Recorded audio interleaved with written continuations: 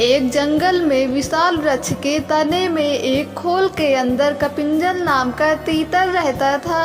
एक दिन वह तीतर अपने साथियों के साथ बहुत दूर के खेत में धान की नई नई कोपले खाने चला गया।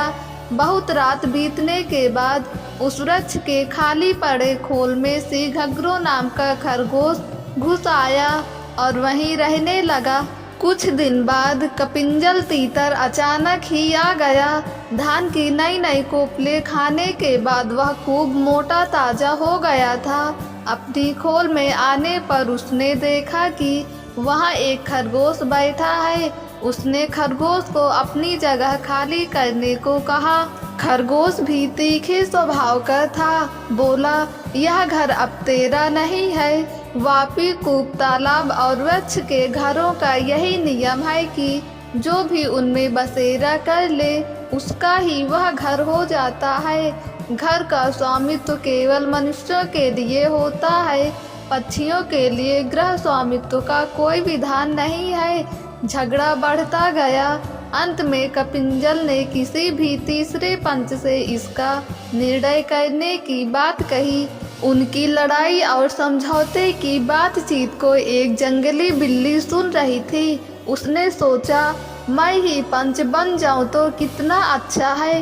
दोनों को मारकर खाने का अवसर मिल जाएगा। यह सोच हाथ में माला लेकर सूर्य की ओर मुख करके नदी के किनारे कुशासन बिछाकर वह आंख मूंदे बैठ गई और धर्म का उपदेश करने लगी। उसके धर्मोपदेश को सुनकर खरगोश ने कहा, यह देखो, कोई तपस्वी बैठा है, इसी को पंच बनाकर पूछ ले। तीतर बिल्ली को देखकर डर गया। दूर से बोला, मुनिवर, तुम हमारे झगड़े का निपटारा कर दो। जिसका पक्ष धर्म विरुद्ध होगा उसे तुम खा लेना।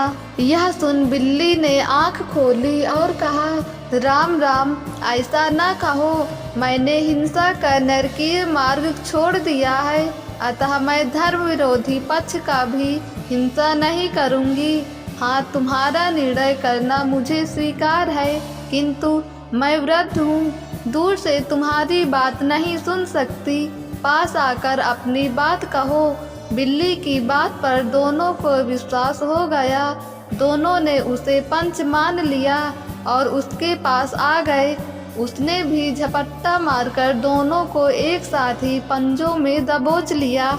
दोस्तों, अगर आपको ये कहानी पसंद आई हो तो हमारे YouTube चैनल को सब्सक्राइब करके बेल आइकन को क्लिक कर दें ताकि वीडियो का नोटिफिकेशन सबसे पहले आप तक पहुँचे।